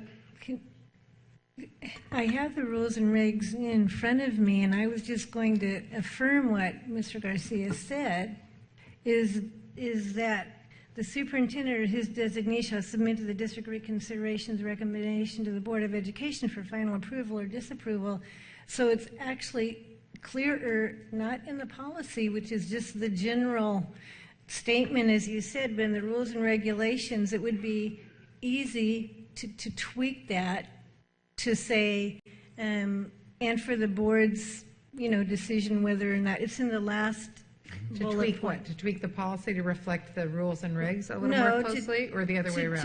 No, the policy, I'm okay with the policy. Maybe you disagree with me, but I'm okay with the policy. Okay. And how you can adjust the rules and regulations to make sure that we're not violating the Brown Act or anything is have it go through the superintendent, which it basically says in the last bullet point of the rules and regs. Okay. So that process is pretty much in place, that the superintendent acts as our designee and then brings back the information to us, and we can, talk to him about our approval. Or Okay. Anyway, Thank you. that's all I wanted to say. It kind of is touched on in here. Okay. Mrs. Alabi? I just agree with her. Mr. Hunt's talking about process. Process is already outlined.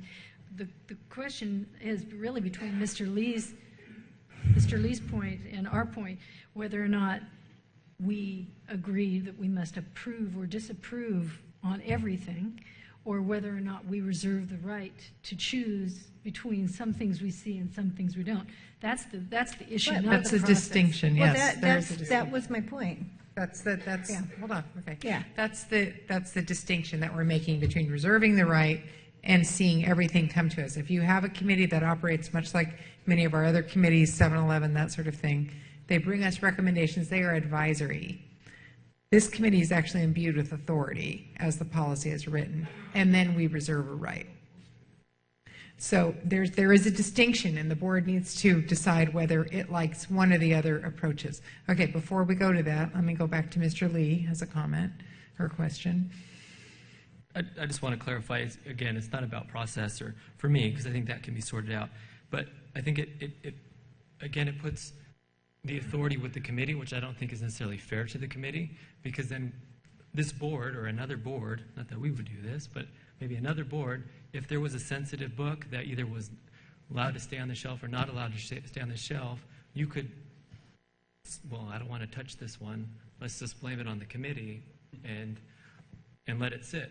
And I think all the decisions, the book stops here, just like Tom said. I think it should be with us. I think that's why if you put this in, it reserves the right, it allows us to bypass on something that we should be held accountable for. All right, Mr. Hunt. Thank you, Mr. Lee. That was well stated.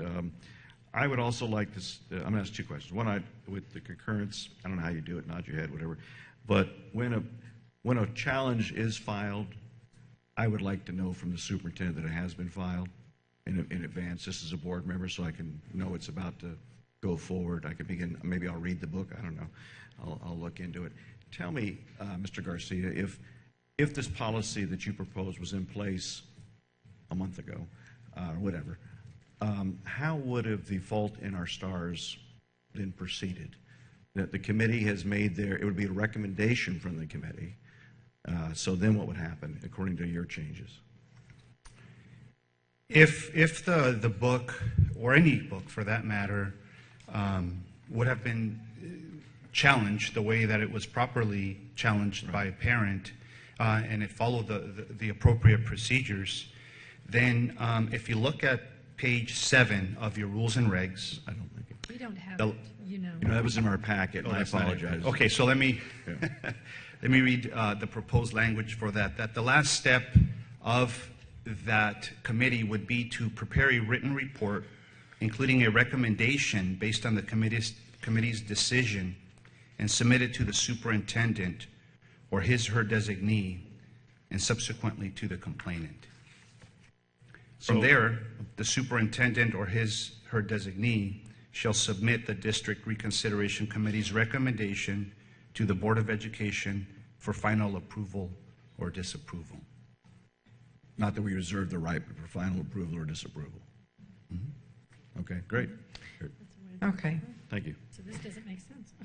Now, it seems to be in conflict with that.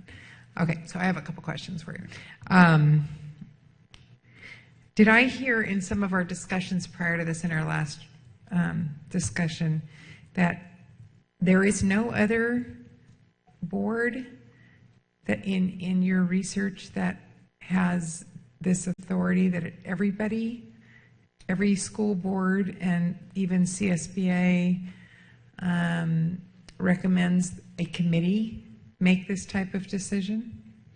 We did find one district Okay. that has language that reserves that right to the board to make that final approval or disapproval. And so their committee had authority, but the board had ultimate authority over, they had veto power essentially if they wanted to. Correct. Okay, and that was in one other district, but every other district operates like that. Okay. Correct. So,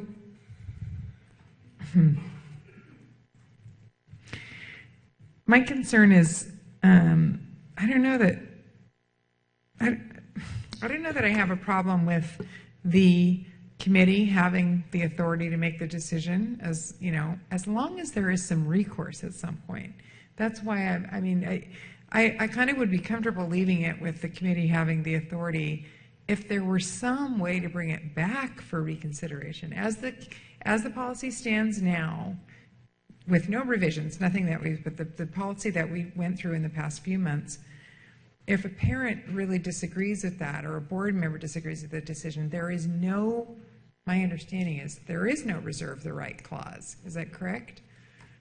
Not in our current rules and regs or policy. So further, the last statement that we're recommending on the rules and regs is that the board's decision shall be final for a period of 12 months unless the board determines that reconsideration is warranted. So there is language in several of the districts and in CSBA that speaks to having that 12-month period. So we recommend including that as well.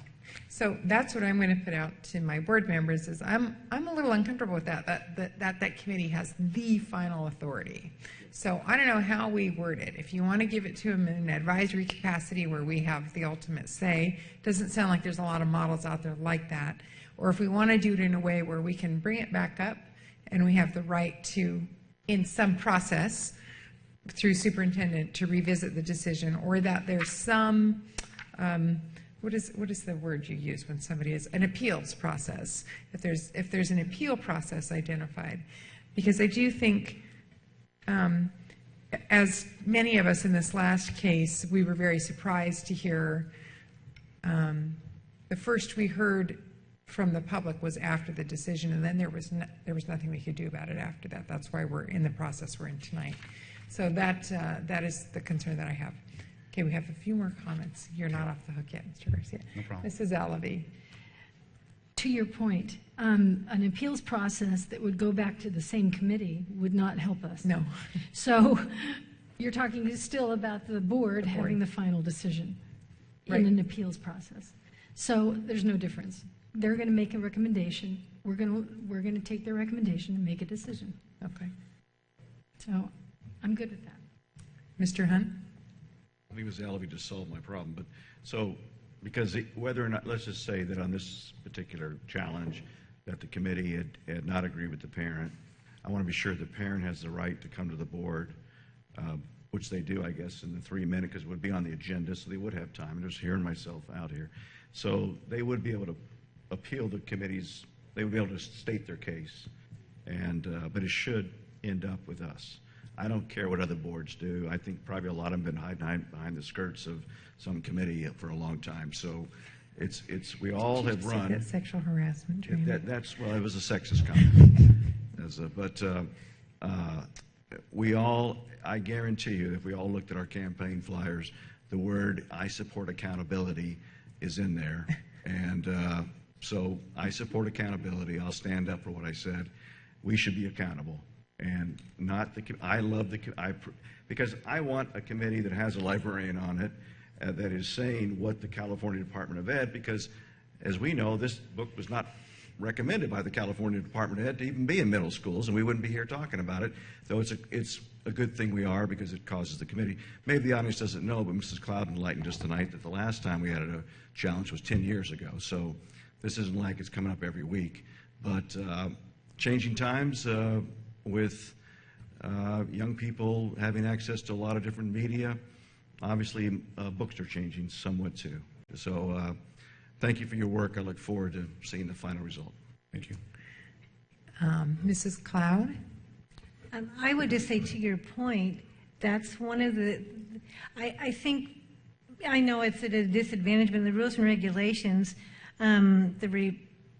which is not exactly, I believe, what happened this time. The superintendent will be more involved before it gets disseminated out. The report goes to him and then to us. So I think that's it. That's a good thing. And to your point, that's why I like, I don't want to beat a dead horse, but we've reserved the right.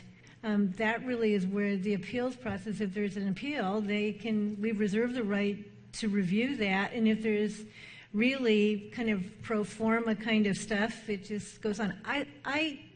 It's not that I don't think we're taking responsibility. I like that those closest to the issue have the responsibility and take the responsibility for reviewing all of those things. I mean, the committee spent a great deal of time with the librarians reviewing everything. I commend them for it. I think that was a very good thing. We wouldn't have had the time to take to review all of that, and so I think that that was a good thing. And now we have in place an opportunity, basically, for an appeal, and we could write that in there somehow, accommodating your concerns. I think everybody wants to be able to have some say in it. So. There's no other comments, Mr. Garcia, but one thing I will say too, one thing I did not see in the policy is and perhaps it's handled in the regs, is dealing with electronic media too. And I don't know if we need to, since this is an update in our policy and it hasn't been a while, how we want to incorporate ebooks, or I'm just not sure if there's a way to control that or what you can do with that, but. Yeah, we actually did define that in our definition of library resources. Okay. To include books, magazines, media, e-books, electronic databases, and other electronic information. And do those present any unique challenges that are not handled? I don't want you to answer it right now, okay. But take it back as you're considering the policy. Do those resources handle any unique or present any unique challenges that are not handled by the current policy? That's all. Okay. All right. Thank you very much. You guys did a fabulous job. I appreciate it, board, for letting everybody know what our feelings are. I'm always very proud of our board that we are responsive and not reactionary. We really move forward. Yes. Not to belabor this, but this was our first reading. Right. And so come back on November 17th with changes. Mm-hmm. And so it'll be a first reading. Or are we? It's the second reading. It can be a second reading because I think we're very close. I think it's Okay. it's not going to be substantially different from my understanding. Okay. Yeah. Thank you, Mr. Garcia. So we'll be back to us on November 17th. Thank you, Dr. Hanson. All right. I think we get to end tonight's meeting on a positive note, don't we? For some. It's always positive with personnel.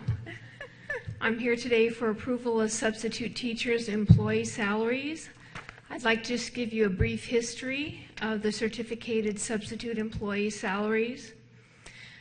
Some background. For about a year, my staff has been working on a salary survey of districts surrounding us in Riverside County, and we reviewed the current substitute rate of pay, and we focused on if an increase was warranted, and if one was, what would be competitive. We've taken that request to our cabinet to review in late September 2014. Simultaneously, you know that we're facing an increase in the need for additional substitutes, and we propose certificate substitute employee salary increase.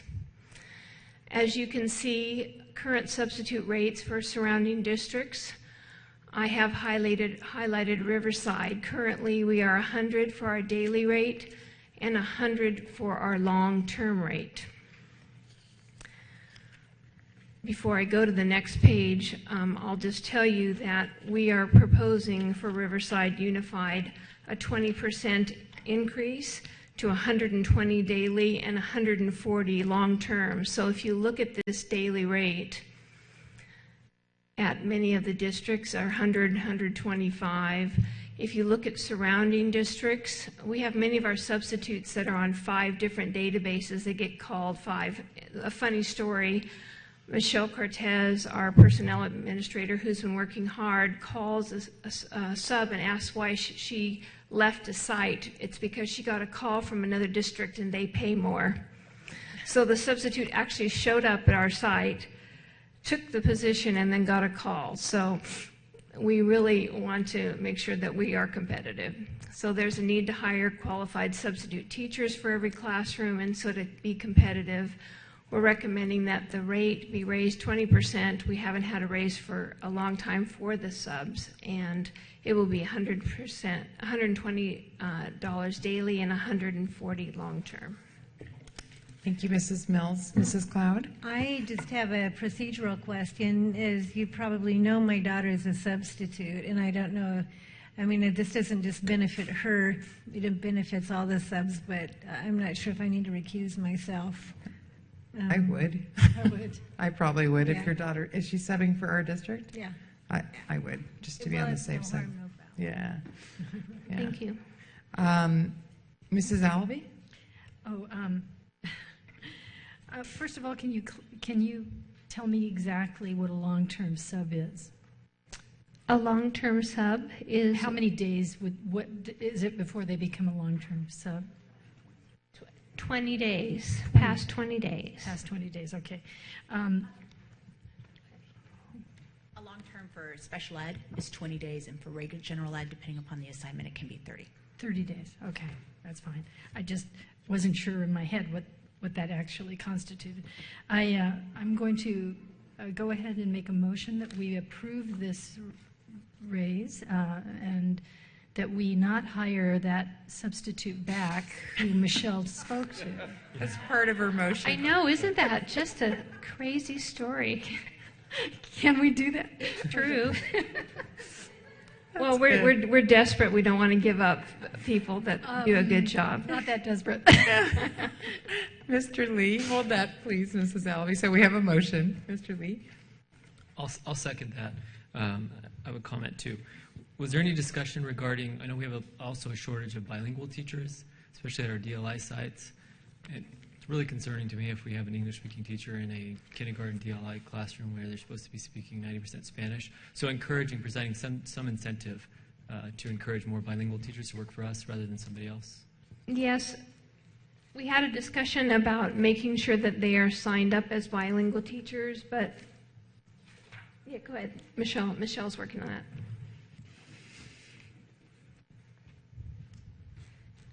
Good evening, I'm Michelle Cortez. So yes, I know we have a problem with the bilingual substitutes too, so what I've been doing is looking for substitutes that are bilingual. We've made a preference to get those ones in first. So we've had orientations the past 2 weeks, and in each one we've had at least 2, so bilingual substitutes. It's just really hard to come by.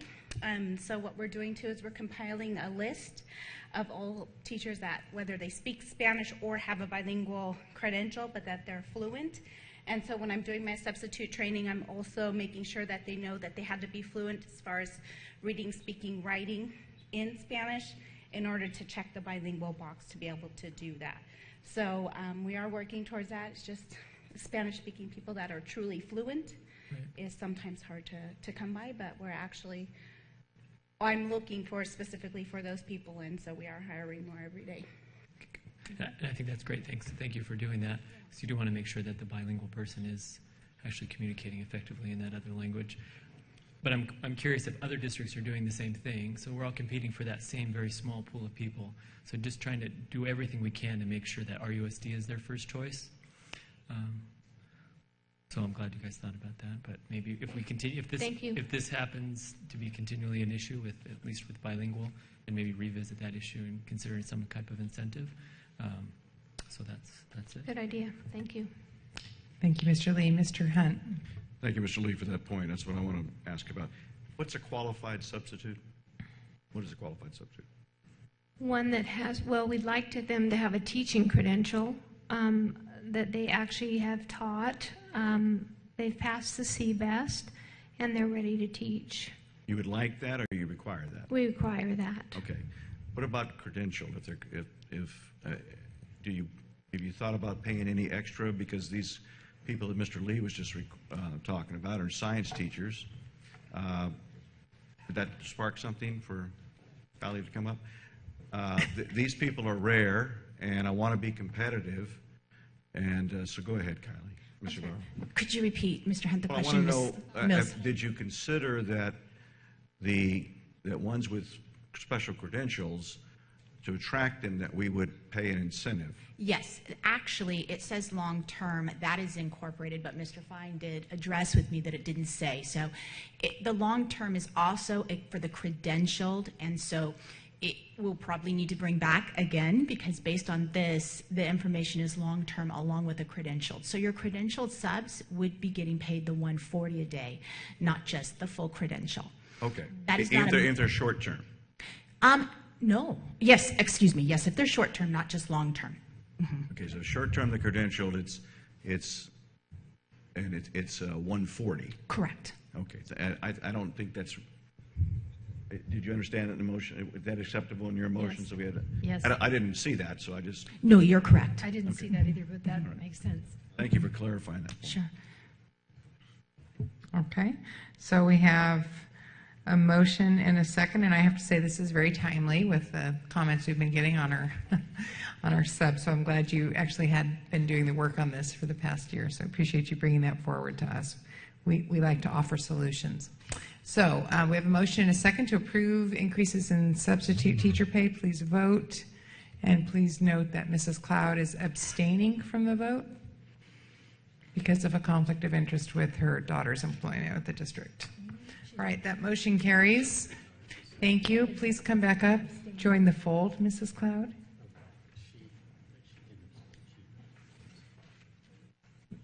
Recused, yep. All right, so we are at the end of our board meeting and our board members' comments. Mr. Hunt, would you like to go first today? I think I might have had you go first last time, sorry. No, that's all right. That's all right. After you made that sexual harassment joke. Because I just voted for that, I'm going to ask for reconsideration to be put back on the agenda, because just as Ms. Ybarra was walking away, I just realized, well, wait a minute, what about a long-term that's credentialed? He or she has no incentive, because unless long-terms have to be credentialed. But no, you can't come up now, but that can be answered. But I'm going to tentatively ask for a reconsideration. Does that need to be seconded, Mr. Tim? Does that have to be seconded? Yeah, if I want to bring it back. Is there a simple answer? Because through the chair, I think we can have Ms. Ibarra come back up and explain. Is there a simple answer to that? Or is it yes? Okay, can you please just, we'll allow it to come forward and let us know. Well, I understand that what we just did, and like I said, we hadn't seen it in there, but a short-term non-credential gets 120, a short-term credential gets 140. So why are we not giving a benefit to the 140 long-term if they're credentialed? You have to have a credential to go past 120, to go past the 20-day mark. So in order to be in a long-term And I position. withdraw my reconsideration. Thank you for the. Thank you, Ms. Zabarra. All right. On that note, though. Would you like to continue, Mr. Hunt? Yes, I would. Okay. I'll dare to venture in the weeds. On that note, I do think that it's important as we're coming up on a new board cycle. We work well together, and we work in the spirits of Robert's rules, but we've constantly violated them. Mrs. Cloud just recused herself. The Robert's rules say she's not to go into the audience because that could, the person that goes in the audience could be glaring at me or something. So she's supposed to take herself out of the. That's your sister on the back, yeah. The other part of the Robert's rules is that if I speak on an item and Mrs. Cloud then speaks and I want to speak again, I have to wait. I'm supposed to wait. Or Mrs. Locke Dawson is supposed to say, Mrs. Allaby, Mr. Lee, would you like to comment? If not, you can come back to Mr. Hunt, because otherwise you have a member that dominates. Is that right, Tim? So I think it'd be helpful for, not to give us the whole thing, but if Tim gave us sort of an overview, Dr. Hanson, and if the board agrees, just a short workshop on these things. You know, I got into a stir argument with Mr. Van der Zoe when he's president about substitute motions. And he was saying substitute motions aren't called on first. They are. And it was an important issue. So I think it's important that we all understand that, and it allows us to have better discourse with one another. Well, we could also have one of us be a parliamentarian, too, up Well, here. we've got a pretty good one down there in Walker. So Then he needs to step up. I haven't taken him since college. So I'm going to not be here for the Art Littleworth dedication. I'm going to be, as y'all know, I'm going to be in London watching Taylor get her master's degree. And I want to thank RUSD and particularly Mr. Ayers and Mr. Volker and Coach Dubuisson for preparing a young lady to do that.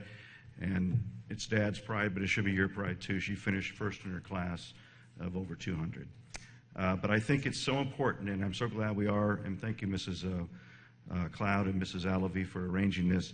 You know, I believe that Art Littleworth and what that board did in 65 is an affirmation of the vision that John North and his fellow founding citizens of this exceptional community had, that it should be a place where equality and equity is above all else. And Art led that board, and I hope one day we know the other 4 board members' names. That would be nice. I enjoyed the board workshop, Dr. Hanson, and I look forward to it again. Doing more of that, I think familiarity breeds understanding. I watched PBS the other day where they were interviewing an LA USD board member, and you know, it's my own criticism, but I felt that her answers were very vapid and hollow and didn't have accountability, because it's such a large district, it doesn't seem they ever have accountability. And I'd like to ask you just information. I had a cup of coffee the other day with our sheriff, Stan Sniff. He has to hire 400 deputies this year, and that's going to continue. We're very underbedded, and that's a word we want, but and with now that they're sending criminals down and all, he's having to release people, and also we're going to build more jails. He needs more people. And I don't know anybody, is the Sheriff's Department involved in our law enforcement academy at North, or is it just the RPD? Because he wasn't aware of it. I think they are actually more than RPD is. Okay, could you just check into that, Dr. Hanson, because the sheriff wasn't aware of it, and he's very interested in it. And you know, if anybody's hiring, it's the Sheriff's Department. And the average age of the people he hires is about 28 because they have college ed. But there's also all the administrative staff that there's some good jobs, and I'd like our young people to know about that.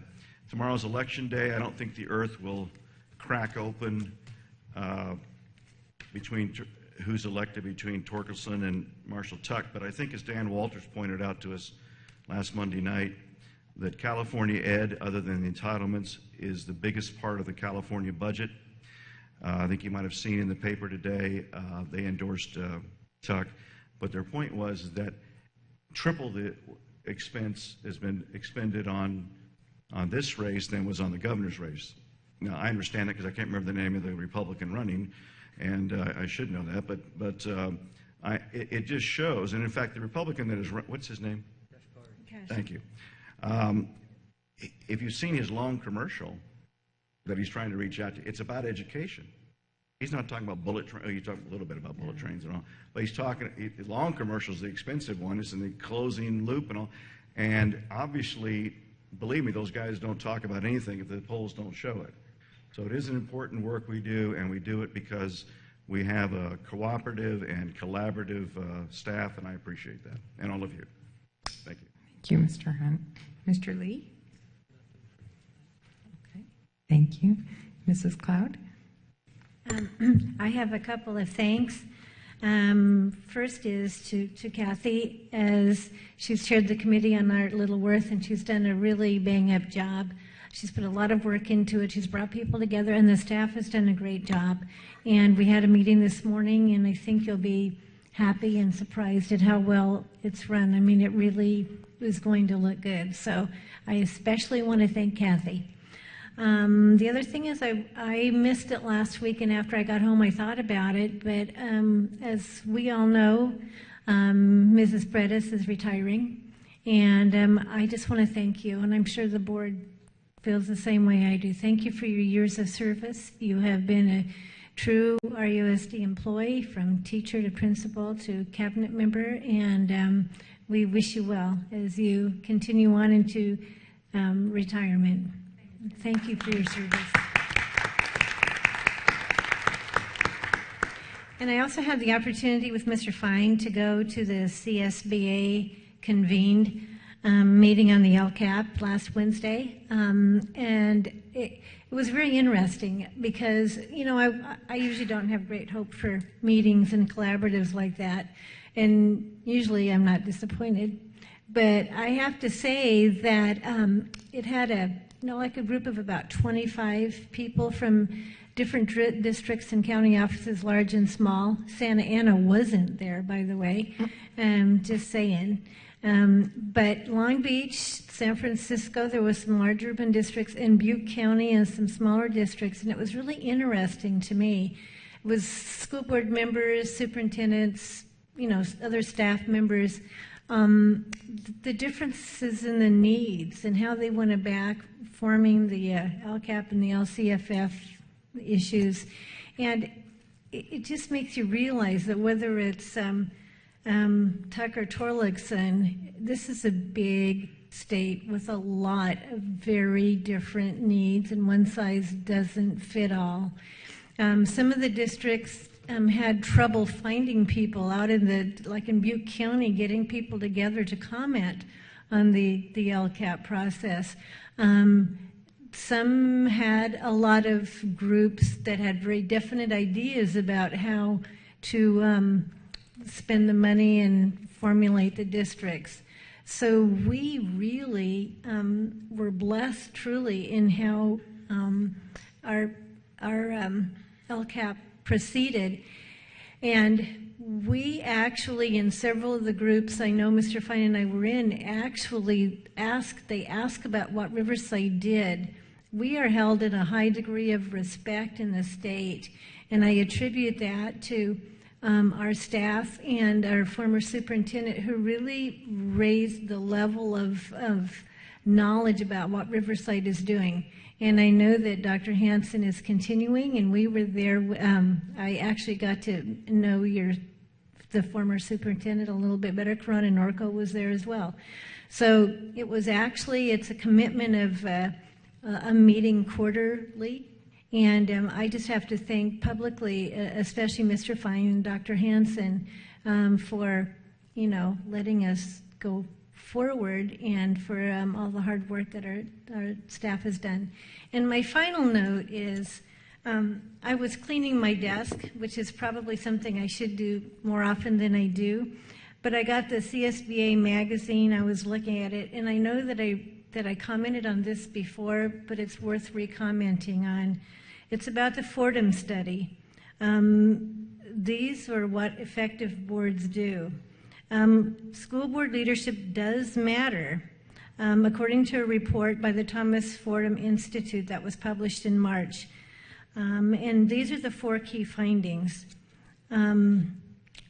That there was little consensus about academic priorities among boards, that districts are more likely to beat the odds when they're governed by school board members whose members have an academic focus over a whole child approach, which is really interesting because that's what we heard in San Francisco quite frequently a couple of years ago. It's not that you don't want to help the whole child, but we have to focus on academics.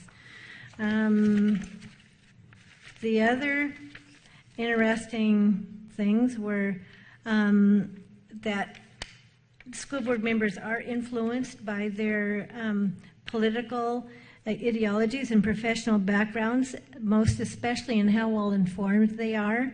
And fourth, how board members are elected is tied to their district's ability to beat the odds. And interestingly enough, at-large on-cycle elections correlate to an increased dollar per pupil spending. There were some individual notes for the trustee, but I think for the board, the reminder is keep the district focused on learning and achievement for all students.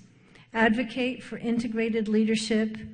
Develop an LCAP, which is really what we did. Communicate a common vision and ensure opportunities for the diverse range of views in the community to inform board deliberations.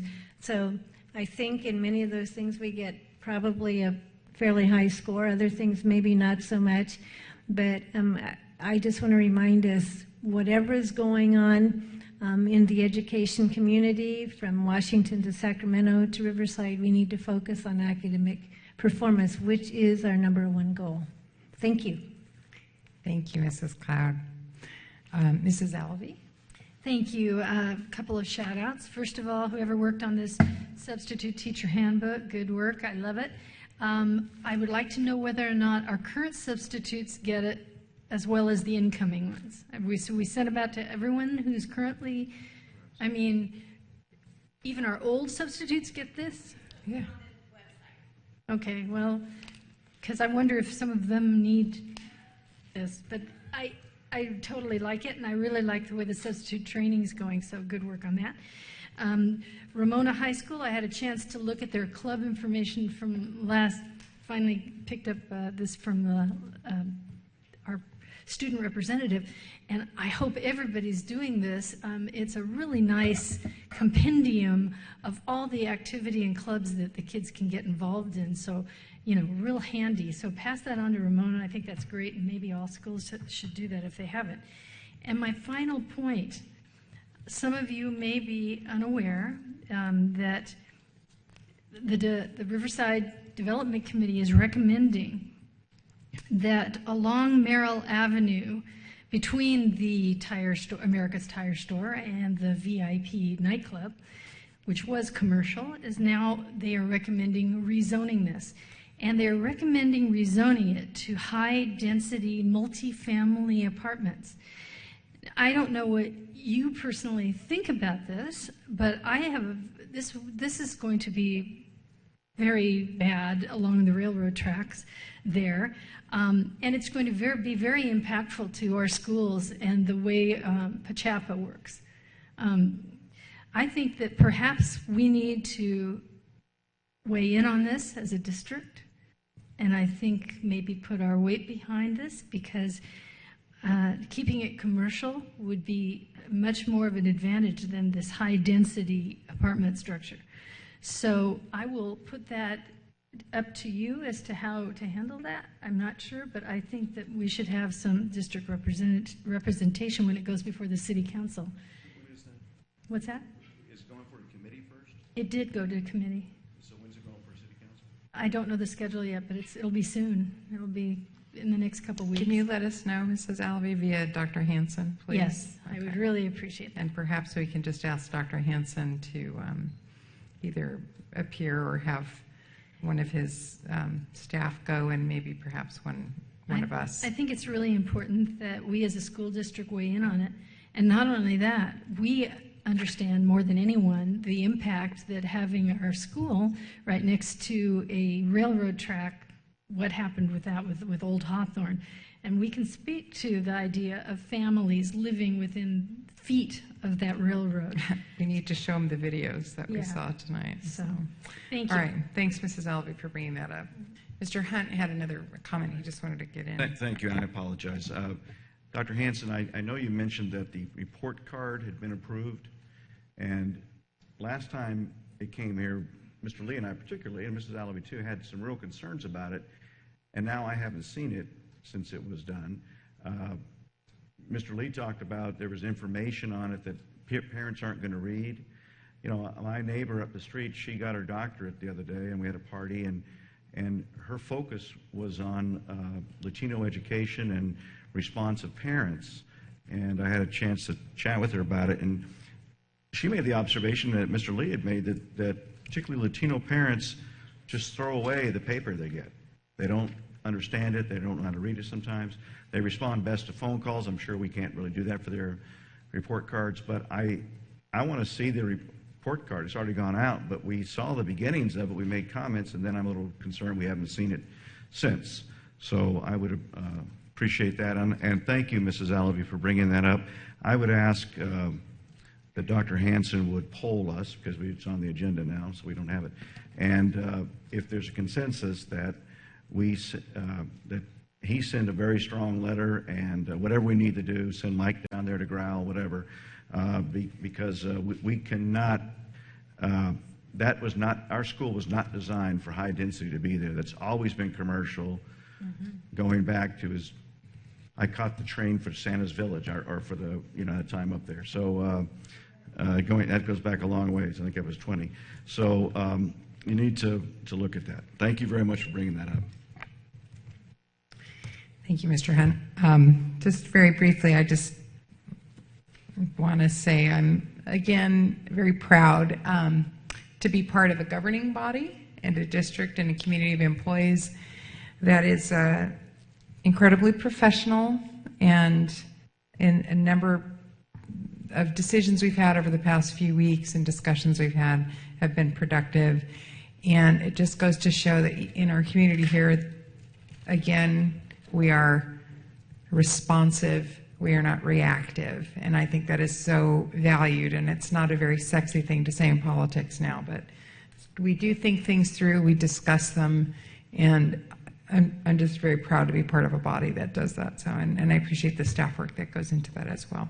And with that, I would like to close our meeting tonight in honor of Hazel Jacob, who is a former cafeteria manager for RUSD. And we're going to close in her honor tonight. She passed away on October 16th. Thank you all. We'll see you back here on November 17th.